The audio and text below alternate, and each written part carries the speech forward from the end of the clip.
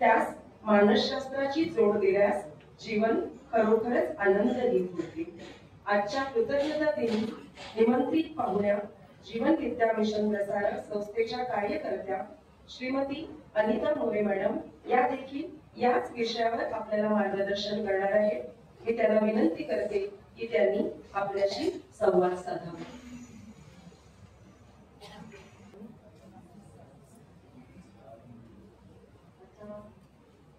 आपण जे कृतज्ञता दिनानिमित्त इथे एकत्र जमलेला आहे. आदरणीय गुरुवर्य श्री प्राटी सर यांच्या चरणी मी नतमस्तक होते. मूळ विद्यापीठातील सर्व आपण शिक्षक वर्ग, विश्वस्त आणि निमंत्रित सर्व पाहुणे आहेत त्या सर्वांना मी विनम्रतापूर्वक वंदन करते आणि माझे सद्गुरू श्री वामनराव पै यांच्या चरणी मी नतमस्तक होऊन आपल्याशी थोडा संवाद साधण्याचा प्रयत्न करते. शिक्षकांना आपण काय शिकवणार? मॅडमचा फोन आला मुख्याध्यापक मॅडमचा आणि त्यांनी विषय विचारला. तर माझा जो नेहमीचा जिव्हाळ्याचा विषय आहे तो आपण घेऊया असं म्हटलं. आणि अध्यात्म हा विषय म्हटलं की प्रत्येकाला असं वाटतं की प्रत्येकाची वेगवेगळी त्याच्याकडे बघण्याची दृष्टिकोन असतो. तो त्यांच्या संस्कारातून आलेला असतो किंवा स्वतःच्या विचारसरणीतून आलेला असतो. तर त्याविषयी जे जनरल आपल्या डे टू डे लाईफ मध्ये दैनंदिन जीवनामध्ये अध्यात्म कसं असायला पाहिजे किंवा त्याच्याकडे बघण्याचा दृष्टिकोन कसा असायला पाहिजे हे मी सांगण्याचा प्रयत्न करते. त्यापूर्वी आपल्याला सर्वांना जर विश्व प्रार्थना येत असेल तर आपण सर्वांनी एकत्र म्हणू. ईश्वरा सर्वांना चांगली बुद्धी दे, आरोग्य दे, सर्वांना सुखात आनंदात ऐश्वर्यात दे, सर्वांचं भलं कर, कल्याण कर, रक्षण कर आणि तुझे गोड नाम मुखात अखंड राहू दे. अध्यात्म आणि त्याकडे बघण्याचा आपला दृष्टिकोन याविषयी बोलताना आपण संत ज्ञानेश्वर महाराज यांनी लिहिलेली जी ज्ञानेश्वरी आहे त्याची पहिलीच ओळ जी आहे, ओम नमोची आद्या वेद प्रतिपाद्या जय जय स्वसंवेद्या आत्मरूपा. तर हे आत्मरूप जे आहे ते आपल्या प्रत्येकामध्ये आहेच. त्यामुळे अध्यात्म हा माझा विषय नाही असं आपण बोलू शकत नाही. अध्यात्म मॅडमने जे सांगितलं खूप सुंदर विश्लेषण त्यांनी केलेलं आहे सर्व गोष्टींचं. तर अध्यात्म हा आपल्या दैनंदिन जीवनाचाच भाग आहे.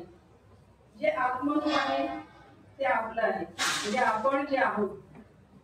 आता आज काय झालेलं आहे जगामध्ये, जे दुःख आहे किंवा भांडणं आहेत, धर्माधर्मामध्ये जाती जातीवरून जी तेढ निर्माण झालेली आहे त्याचं कारण हे आहे की आपण स्वतःला शरीरा इतके संकुचित समजतो.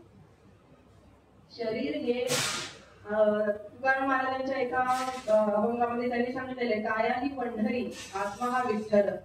आपण सर्वजण हे छान गातो पण विचार करताना काय करतो, शरीर म्हणजे मी गोरा, तो काळा, मी उंच, तो गुटका किंवा हे जे कंपॅरिझन असतात, मी ह्या अमुक जातीचा, मी तमुक जातीचा, हा सर्व जे कंपॅरिझन्स असतात, हे ज्या तुलना असतात त्या सर्व आपल्या शरीराच्या माध्यमातूनच असतात. शरीराला दृष्टीसमोर धरून शरीराच्या अधिष्ठानावरती त्या कंपॅरिझन आपण करत असतो.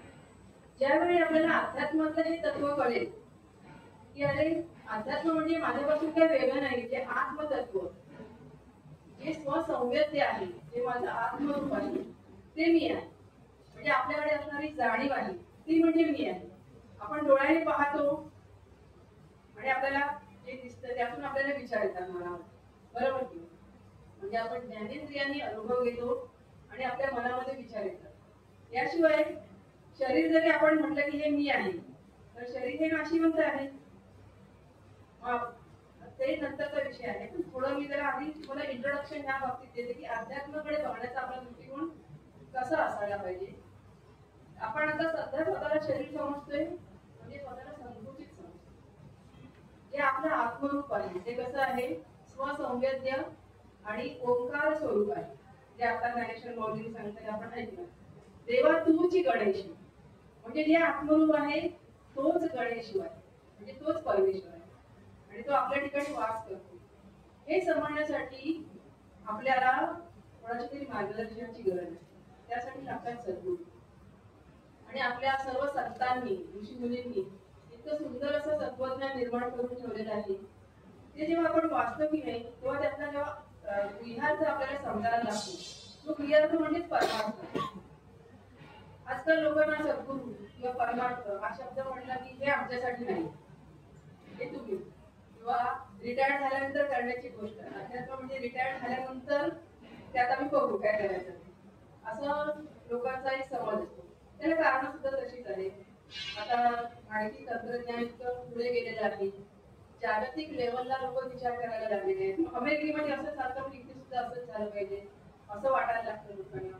त्यामुळे आपलं जे चांगलं आहे ते विसरून लोक पुढे जायला लागतात. आपली जी भारतीय संस्कृती आहे किंवा भारतीय तत्वज्ञान जे आहे ते अतिशय उच्च दर्जाचं आहे, अतिशय उत्तम आहे. आणि सर्व आपण शिक्षक आहात, आपल्या सर्वांना कल्पना असेल की जे वैज्ञानिक शोध लागलेले आहेत त्या प्रत्येक शोधाच्या मागे आपल्या भारतीय तत्वज्ञानाचा थोडासा आधार आहे. आणि जे निसर्ग नियम आहेत त्या निसर्ग नियमावरती आधारितच हे सर्व विज्ञानाचे शोध लागलेले आहेत. ज्यावेळी आपण निसर्ग नियमांना गृहीत धरतो त्यावेळी मग माणूस सुद्धा काहीतरी करायला. आपल्याकडे अगदी लहानपणापासून आपल्याला म्हणी शिकवल्या जातात की शुभ बोल रे नाऱ्या किंवा चिंती पराठे येई खरा. ह्याच्यामध्ये काय आहे, ह्याच्यामध्ये शुद्ध निसर्ग नियम आहे. म्हणजे क्रिया तशी प्रतिक्रिया हा जो न्यूटनने लावलेला शोध आहे, action and reaction equal and opposite, हा नंतर लावलेला की नाही आपल्याकडे आपण आधीपासून, म्हणजे हा निसर्ग नियम आपण आधीपासून जपतोय. तर म्हणूनच हे भारतीय तत्वज्ञान किंवा आपल्या आलेल्या गोष्टी आहेत त्या आपल्यासाठी तितक्याच आजच्या काळाला सुद्धा तितक्याच उपयुक्त आहे. आणि म्हणूनच अध्यात्म या विषयाकडे बघताना आपण डे टू डे लाईफ मध्ये अध्यात्म कसं जगू शकतो. तर इथे मगाशी जे सरांनी सांगितलं की पाटील सरांनी त्यांचं कर्तव्य बुद्धीने, म्हणजे समाजावरती आपण, राष्ट्राप्रती आपण देणं लागतो, समाजाचा आपण गुण फेडायला पाहिजे किंवा आपल्या आजूबाजूचे जे जग आहे ते सुखी झालं पाहिजे. त्या विद्यार्थ्यांना सर्व काही मिळालं पाहिजे, ज्ञान मिळालं पाहिजे. आता हा आजूबाजूला बहुतेक स्लम एरिया आहे असं माझं, म्हणजे माझ्या माहितीप्रमाणे असेल, बरोबर आहे का?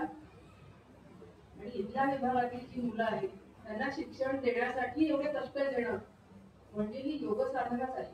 आणि ते खरं अध्यात्म, प्रॅक्टिकल अध्यात्म आपण म्हणतो की नाही, जगणं. अध्यात्म म्हणजे काय, माझ्यामधल्या तत्वाला जाणून घेणं, माझ्यामध्ये जे ईश्वरी तत्व आहे ते समोरच्या व्यक्तीमध्ये आहे. मग तुम्ही मला ईश्वर म्हणा किंवा निसर्ग म्हणा, पण ते तत्व जे आहे ती शक्ती आहे की नाही. आपण शरीरामध्ये आपण जेव्हा खातो त्याचं आपोआप पचन होतं, आपोआप त्याच्या रक्तात रूपांतर होतं, आपोआप आपली लहान बाळ असते त्याची ती वाढ होत असते. तर हे जे करणारे जे आहे ते आपलं आत्मतत्व आहे. आणि हे माझ्याकडे आहे ते समोरच्या व्यक्तीमध्ये आहे. आणि त्याच्या उन्नतीसाठी, त्याच्या सर्वांगीण प्रगतीसाठी जेव्हा एखादी व्यक्ती कार्य करते तेव्हा ती ऋषितुल्य असते. म्हणूनच आपण कृतज्ञता दिन हा साजरा करतो. माझं अतिशय उत्तम आणि कौतुकास्पद असा हा उपक्रम आहे. आणि हा तुम्ही नक्कीच वर्षानुवर्ष हा उपक्रम तुम्ही नक्की करणार. तर सांगण्याचा उद्देश हा आहे की ज्यावेळी त्या व्यक्तीला वाटतं की समोरच्या व्यक्तीचं सुद्धा भलं झालं पाहिजे, म्हणजे ते अध्यात्म जगत असतं. आता तुम्ही शिक्षक आहात, तर आम्ही सुद्धा शाळांमधून जातो, आपल्या समोर बसलेले जे विद्यार्थी असतात त्या विद्यार्थ्यांचं भलं झालं पाहिजे हे जेव्हा मनापासून आपल्याला वाटत असतं की नाही, म्हणजे आपण अध्यात्म जगत असतो. त्यासाठी वेगळं काही तपश्चर्या करायला पाहिजे, हिमालयात जायला पाहिजे आणि मगच आपण अध्यात्मामध्ये पारंगत होणार असं नाही. आपण डे टू डे लाईफ मध्ये आपल्याला हे अध्यात्म जगतच असतो. तर सरांबद्दल सांगताना मला एक सांगायचं, आवर्जून सांगावं वाटतं की ज्या उत्कर्षापर्यंत नेणाऱ्या ज्या पायऱ्या आहेत, कष्ट, कर्तव्य, त्यानंतर करुणा, समाजाबद्दलची जी करुणा आहे ती त्यांच्या मनामध्ये होती. कृतज्ञतेची भावना असल्याशिवाय कोणीही काम करू शकत नाही इतरांसाठी. आणि कौतुक, शिक्षकांचं कौतुक, विद्यार्थ्यांचं कौतुक आणि त्यांच्या सर्वांगीण विकासासाठी ते जे वेगवेगळे उपक्रम राबवणं जे आहे हे सर्व म्हणजे अध्यात्म जगणंच आहे. आणि मानसशास्त्र आपल्याला काय शिकवतं? मानसशास्त्रामधून आपण त्याच्याशी तुम्ही शिक्षक म्हणून जोडलेले आहात. आपलं वर्तनशास्त्र आहे. मानसशास्त्र म्हणजे मनाचं शास्त्र, मनाबद्दलची माहिती असणं आणि वर्तनाबद्दल बिहेवियर. तर जेव्हा या दोन्हीची आपण सांगड घालतो, दोन्ही खरं बघायला तर वेगळं नाही. तर आपलं जे आत्मतत्व आहे ते म्हणजे आपली जाणीव. मगाशी म्हटलं की डोळ्याने पाहतो आणि आपल्याला अनुभव येतो आणि मनात विचार येतात. म्हणजे आपल्याकडे जाणीव आहे. त्या जाणीवे शरीर हे माध्यम आहे. जसं हे बल्ब आहे किंवा लाईट आहे, हे माध्यम आहे. त्याच्यामध्ये जी शक्ती आहे ती म्हणजे इलेक्ट्रिसिटी आहे. इलेक्ट्रिसिटी नसेल तर ते बल्ब पेटणार नाही किंवा फॅन चालू होणार नाही. कुठेही आपल्याकडे जे माणिक आहे तो नुसतं माध्यम आहे. तसं आपलं शरीर हे माध्यम आहे आणि त्याच्यामध्ये असणारी जी शक्ती आहे ते म्हणजे आपलं आत्मतत्व आहे. पण इथे एक फरक आहे. हे जे माध्यम आहे हे निर्जीव आहे, म्हणजे याला वाढ नाही. माणूस बघेल तसं त्याच स्थितीमध्ये तो वर्षानुवर्ष राहणार. पण हे शरीर जे आहे परमेश्वराची जिवंत मूर्ती आहे. म्हणजे जेव्हा आपण जन्माला येतो तेव्हा छोटंसं बाळ असतं, त्यानंतर हळूहळू ती आपोआप वाढ होते. एखाद्या बाटलीमध्ये आपण अन्न भरलं तर ती वाढणार नाही.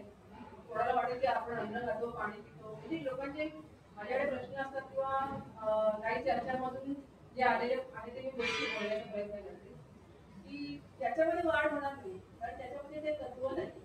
ही चैतन्य शक्ती आपल्यामध्ये आहे, ती त्या निर्जीव वस्तूमध्ये नाही. तिला इलेक्ट्रिसिटीचं कनेक्शन काढलं की हे बंद आहे. तसं आपल्या शरीरामध्ये सुद्धा हे आत्मतत्व आहे.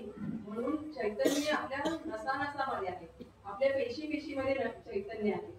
आणि म्हणूनच आपण जे खाल्लेलं असतं ते आपोआप पचण्याची व्यवस्था सुद्धा आपल्यामध्ये आहे.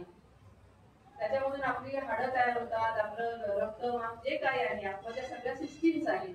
पचन संस्था आहे, त्यानंतर रक्ताभिसरण संस्था आहे, अशा बऱ्याच सगळ्या संस्था आहेत. मी काही त्याची प्रारंभच नाहीये, पण आपल्या ज्या काही संस्था आहेत त्या सगळ्या व्यवस्था सिस्टीम्स आहेत, त्या सर्व आपोआप चालत असतात.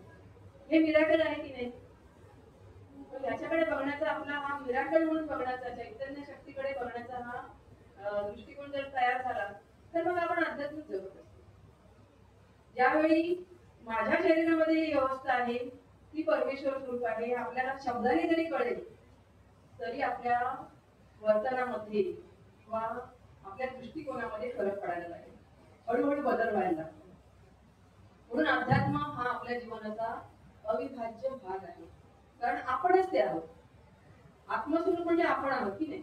आपण बघा, आता शरीर आहे, जरी मी शरीराने तुम्ही मला ह्या अनिता मोरे म्हणून ह्या चेहऱ्याने ओळखत असाल तरी मी हात म्हणत नाही, हा माझा हात म्हणतो, माझे डोळे म्हणते, माझे पाय, बरोबर की? म्हणजे मी आणि शरीर हे वेगळं आहे. म्हणजे मी म्हणणारा जो आहे तो मी आहे, तो खरा मी आहे, ते आत्मतत्व आहे, ती जाणीव आहे. आणि ह्याची जाणीव आपल्याला शब्दाने जरी झाली ना तरी आपल्या दृष्टिकोनामध्ये फरक पडतो. आज जगामध्ये जी भांडणं वगैरे माणसामध्ये निर्माण झालेली आहेत ना, त्याला कारण हेच आहे की तो संकुचित शरीरापुरता झालेला आहे. जेव्हा हे भारतीय तत्वज्ञान त्याच्यापर्यंत पोहोचेल तो खरोखर त्याचा अभ्यास करेल आणि आपल्या जीवनामध्ये ते अंगीकारेल, त्यावेळी इतर माणसाकडे पाहण्याचा दृष्टिकोन त्याचा बदलेल. म्हणजे हा अमुक देशाचा म्हणून तो आपला शत्रू, तो तमुक देशाचा म्हणून आपला मित्र, ही जी माणसामधली भावना आहे ना ती जर दूर करायची असेल तर आपलं हे भारतीय तत्वज्ञान सर्वांपर्यंत पोहोचणं खूप गरजेचं आहे. कारण त्यांनी छान सांगितलं की सावरकरांविषयी सरांना प्रेम होतं, तर आमचे सद्गुरू जे आहेत सद्गुरू श्री यांना सुद्धा सावरकरांविषयी आपले त्यांना म्हटलेले सुद्धा होते. तर हे जे विचार आहेत आपल्या भारतीय तत्वज्ञानातून आलेले ते जगापर्यंत पोहोचण्यासाठी आपण सर्वांनी मिळून प्रयत्न करायला पाहिजे. आणि आपल्याकडे उत्तम साधन जे आहे म्हणजे आपण विद्यार्थ्यांवरती हे संस्कार करू शकतो. खूप सुंदर अशी ही योजना आहे. जेव्हा आपण शाळांमध्ये विद्यार्थ्यांपर्यंत हे विचार पोहोचवणार तेव्हा पिढ्यानपिढ्या ते घडत जाणार आणि त्यांच्यामधूनच पुढचे राजकारणी, पुढचे समाजकारणी, त्यानंतर पुढचे वैज्ञानिक किंवा जे लीडर्स आहेत ते विद्यार्थ्यांमधूनच घडत असतात. त्यामुळे योग्य वयामध्ये हे संस्कार जेव्हा त्यांना मिळतील त्यावेळी त्यांच्या मध्ये जे खरं अध्यात्म आहे ते आतमध्ये रुजेल. आणि आपल्याला सर्वांना कल्पना आहे, आपण बाल मानसशास्त्र सर्वांनी शिकलेले असालच, कारण शिक्षकांना तो कंपल्सरी असतो.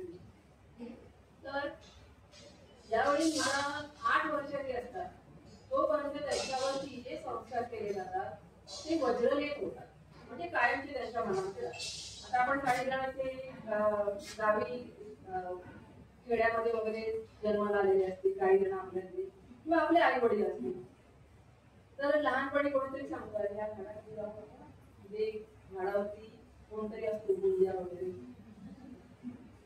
नंतर मोठं झालं ते आपल्याला माहिती असतं असं काही नसतं, तरी पण त्या झाडाखालून जाताना तो विचारतात, या विहिरीजवळून जाताना किंवा या झाडाखालून जाताना तो विचार येतो आणि थोडीशी भीती वाटते, कारण तो लहानपणी संस्कार झाले. तर बऱ्याच जणांच्या चेहऱ्यावर मला स्माईल दिसते, म्हणजे मी पटलेलं आहे. बरोबर ना? तर म्हणजे लहान मुलांवरती संस्कार करण्याची ना आपल्याला सुवर्ण संधी आहे. तर या सुवर्ण संधीचा आपण एक असा लाभ घेऊया आणि त्यांच्यावरती हे संस्कार जाणीवपूर्वक बिंबवण्याचा प्रयत्न करूया.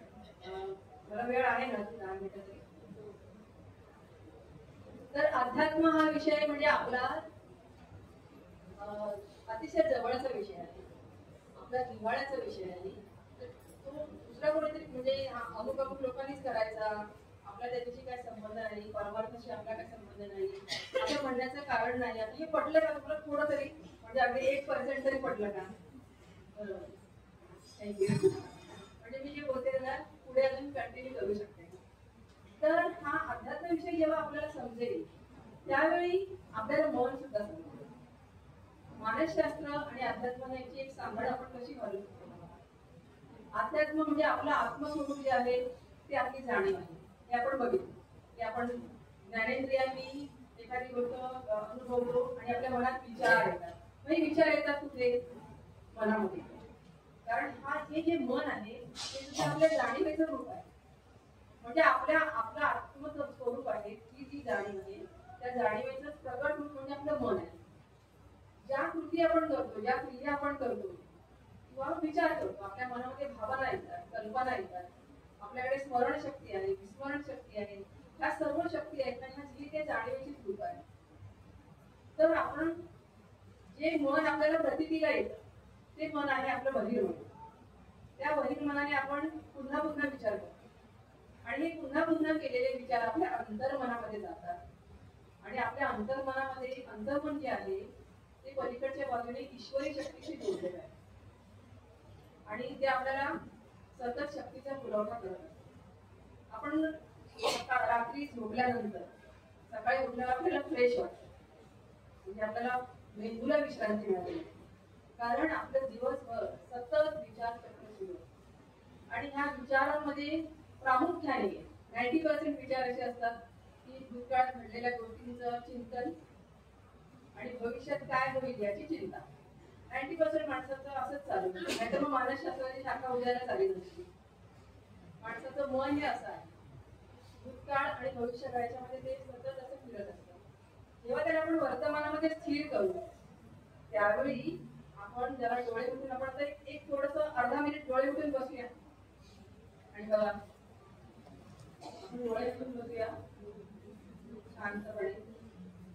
संपूर्ण लक्ष आपल्या श्वासाकडे द्यायचं आहे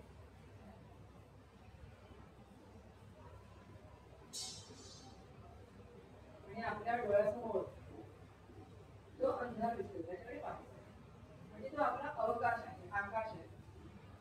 त्या आकाशाकडे आपण फक्त पाहायचं आहे.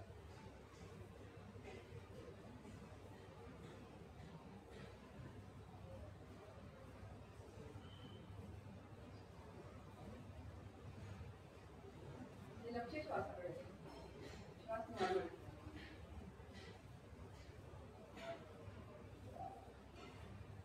आता आपण मनामध्ये विचार करायचा आहे, जो पाहणार आहे तो मी आहे आणि तेच माझे ईश्वर तत्व आहे.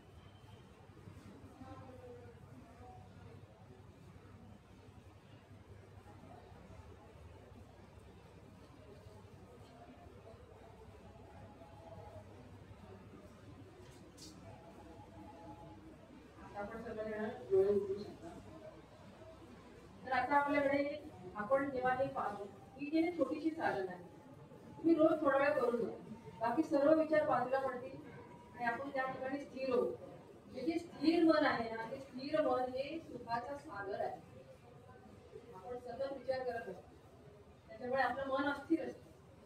मन आपण एका ठिकाणी स्थिर करतो त्यावेळी आपल्याला थोडं तरी सुख, थोडं तरी समाधान जाणवतं, पण थोडंसं जाणवतं.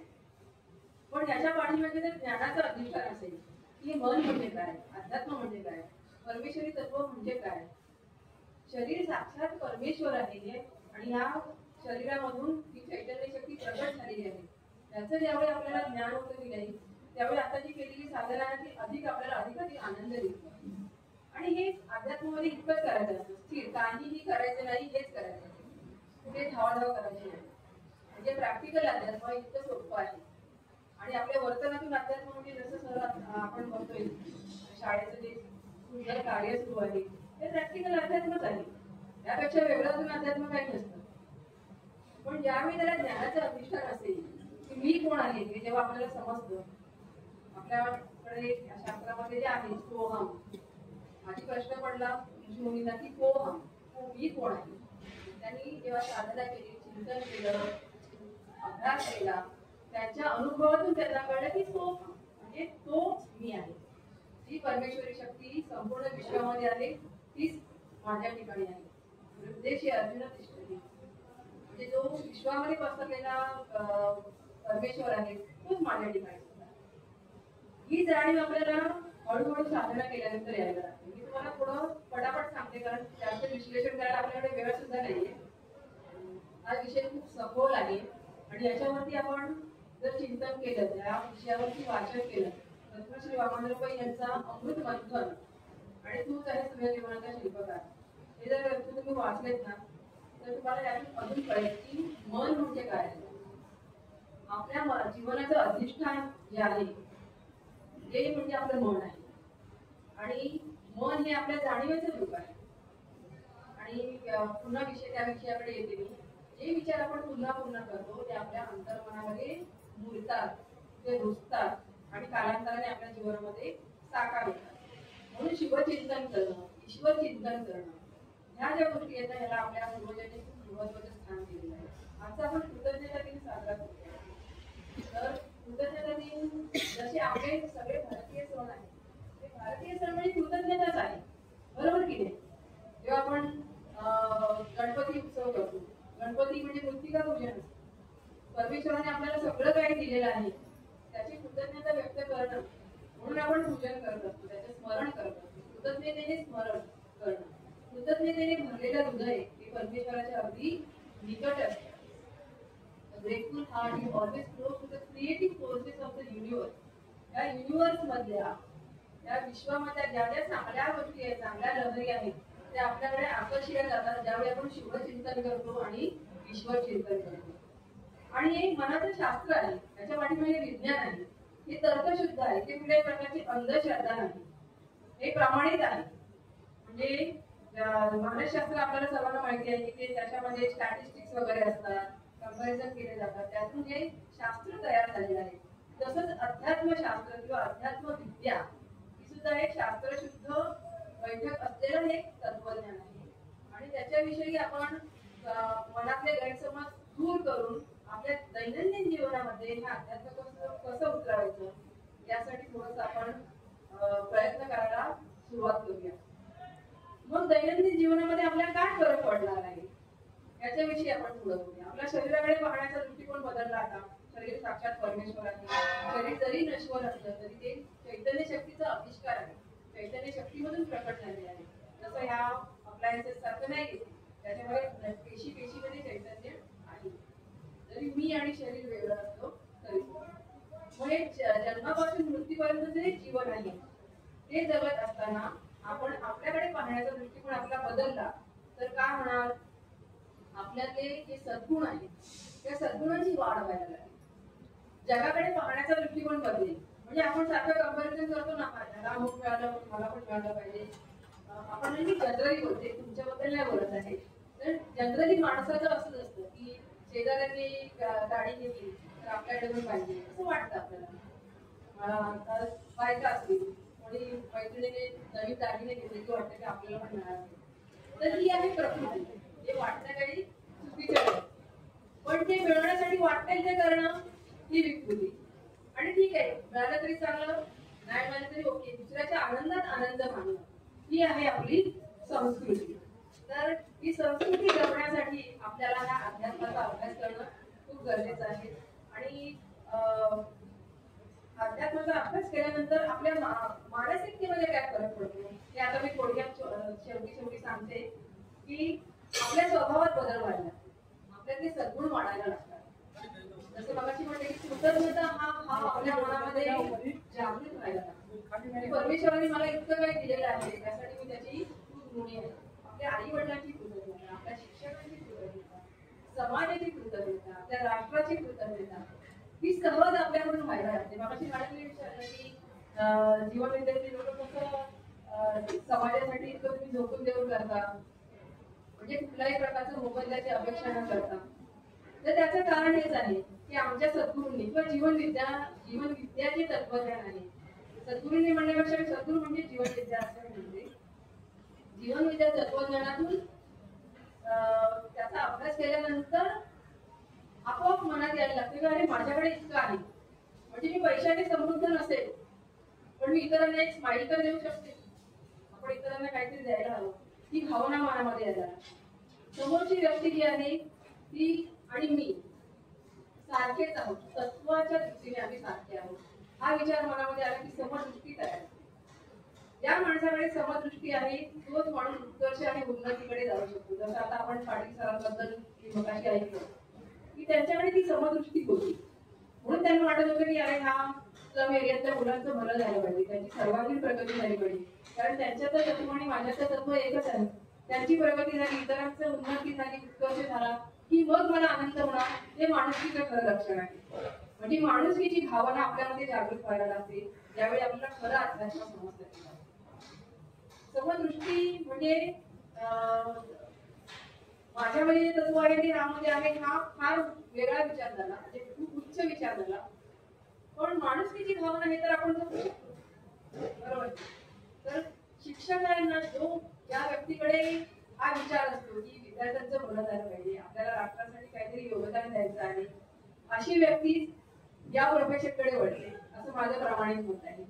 कारण माझी बहीण आहे ती शिक्षिका आहे, माझा भाऊ शिक्षक आहे. त्यानंतर आम्ही जरी प्रोफेशनने शिक्षक नसलो तरी आम्ही संस्कार शिक्षण अभियानामध्ये शिकवतो. माझी बहीण स्मिता भोसले ती आणि मी सुद्धा आम्ही बालसंस्कार केंद्र अनेक वर्ष घेतोय. मी युवा संस्कार केंद्र घेते आणि मुलांसाठी वेगवेगळ्या पद्धतीने मी कसं सांगायचं याच्यासाठी आम्ही प्रयत्नशील असतो. आणि त्याला आम्हाला आमच्या आई वडिलांनी खूप चांगले संस्कार केले त्यासाठी. तर मी त्यांची सुद्धा हे कृतज्ञता व्यक्त करते त्या निमित्ताने. आणि जीवनविद्या मिशनने आम्हाला एक व्यासपीठ दिलेलं आहे. नाहीतर आपण अनिता मोरे कोण तुम्हाला कसं कळलं असतं. जीवनविद्या मिशनच्या माध्यमातून तुम्हाला माझा संपर्क मिळाला, म्हणून त्या जीवनविद्या मिशनची सुद्धा मी खूप कृतज्ञता व्यक्त करते. पुढचं आपण अध्यात्माबद्दल आपल्याला जेव्हा समजतं, आपल्या स्वतःच्या स्वरूपाबद्दल आपल्याला जाणीव व्हायला लागते, तेव्हा आपल्याला ना आनंद व्हायला लागतो. आपण संकुचित राहत नाही, आपण व्यापक होतो. जेव्हा आपण संकुचित असतो तेव्हा छोट्या छोट्या गोष्टी परिस्थिती बदलली तर आपल्याला दुःख होतं, नैराश्य येतं. ते होणं हे एक प्रकृती आहे. आपल्या घरातली एखादी व्यक्ती गेली किंवा काहीतरी आपलं नुकसान झालं तर तेवढ्या पुरतं दुःख वाटणं ही प्रकृती आहे, नॅचरल आहे. जर नाही वाटलं तर मग काहीतरी प्रॉब्लेम आहे. पण तेच घेऊन आयुष्यभर बसणं आणि ते दुःख कवटाळून बसणं, इथे आपल्याला ह्या ज्ञानाची गरज नाही. आपल्या नैराश्यातून आपल्या दुःखातून बाहेर येण्यासाठी जर मानसशास्त्राचा आपण आधार मानसोपचार तज्ञांचा आधार जसा घेतो की नाही, तसं आपल्या आयुष्याचं पोट कल्याण होण्यासाठी आपल्याला कोणीतरी आध्यात्मिक ज्ञान देणारे गुरु लागतात आणि त्याची आपल्याला आवश्यकता असते. तर त्याच्यासाठी आपण सर्वांनी प्रयत्न करूया. त्याच्यातून अजून काय होणार, डे टू डे लाईफ मध्ये काय फरक पडणार आहे. समता मगाशी म्हटलं की समदृष्टी तयार होते, सामंजस्य वृत्ती तयार होते, इतरांना समजून घेणं ही वृत्ती तयार होते. त्यानंतर आपल्याकडे समाधानी वृत्ती येते. मगाशी जसं मी ते उदाहरण दिलं की इतरांना मिळालं तर मला सुद्धा मिळालं पाहिजे, पण आहे त्यामध्ये समाधान मानणं आणि जे नाही आणि आवश्यक आहे त्यासाठी चांगल्या मार्गाने प्रयत्न करणं, ही वृत्ती आपल्याकडे ह्या सद्गुणाची वाढ व्हायला लागते. ज्यावेळी आपल्याला आपलं आत्मतत्व म्हणजे काय हे समजायला लागेल तेव्हा. आणि हे ना आपले वाढवडिलांनी हे जगत होते. की बाबा ते त्यांचं जे शेती करत होते त्यांचं शेतीवर मातीवर किती प्रेम होतं. मातीला ते देवी मानतात, तिची पूजा करतात. म्हणजे हा जो दृष्टिकोन आहे ना, व्यापक दृष्टिकोन, हा हे आहे प्रॅक्टिकल. आपल्याला आपण बहिणाबाई चौधरी आपल्याला माहिती आहे, त्यांनी काय शिक्षण काही घेतलं नका, तरी सुद्धा त्यांचं जर आपण कविता वाचल्या तर हे त्यांनी त्यातून जी शिकवण दिलेली आहे ती संतांच्याच तोडीची आहे. म्हणून आपण त्यांना संतांच्या कॅटेगरीमध्येच ठेवतो. साधी शेतकरी बाई, पण तिने ती कृतज्ञतेची भावना मनात घेऊन इतरांना उपदेश करायचे, आजूबाजूची परिस्थिती बघून लोकांचे मानसिकता ओळखून बहिणाबाई चौधरींनी सुंदर अशा कविता लिहिलेल्या आहेत. आणि मन वढाय वढाय, इंग्रजीत आपल्याला माहिती आहे कविता कशी आहे. म्हणजे मनाचं शास्त्र बहिणाबाई चौधरी सांगू शकतात. त्या तुझं मानसशास्त्र शिकलेले नव्हत्या तरी सुद्धा त्या सांगू शकतात, कारण त्या परमेश्वरी शक्तीशी कनेक्टेड होत्या कृतज्ञतेच्या माध्यमातून. म्हणून मगाशी म्हटलं की कृतज्ञतेने भरलेलं हृदय हे परमेश्वराच्या अगदी निकट असतं. आता शेवटचं वाक्य सांगते आणि माझं बोलणं संपवते. खूप जास्त सांगितलं तरी दुपारची वेळ आहे, तुम्हाला जांभई येऊ शकते. आणि तर सांगायचा उद्देश आहे की आपल्याला सर्वांना आयुष्यामध्ये काय हवं असतं, काय हवं असतं. हे सुख कशात मिळणार? मनशांती. आणि मनशांती कुठून मिळणार? मनशांती ही कधीही आपल्याला मटेरियल गोष्टीमधून पैशामधून मिळू शकत नाही. तर एवढे करोडो रुपये जे जागतिक 1 नंबरचे वगैरे जी लोक आहेत त्यांना त्यांच्यामध्ये भांडण झाली नसती. पैशाच्या दृष्टीने त्यांच्याकडे सगळं विपुलच आहे, पण भावाभावामध्ये भांडणं आहे, त्यांचे कोर्ट केसेस चालू आहेत, असं बरेच आहे. म्हणजे पैसा हा आपल्याला सुख देऊ शकत नाही.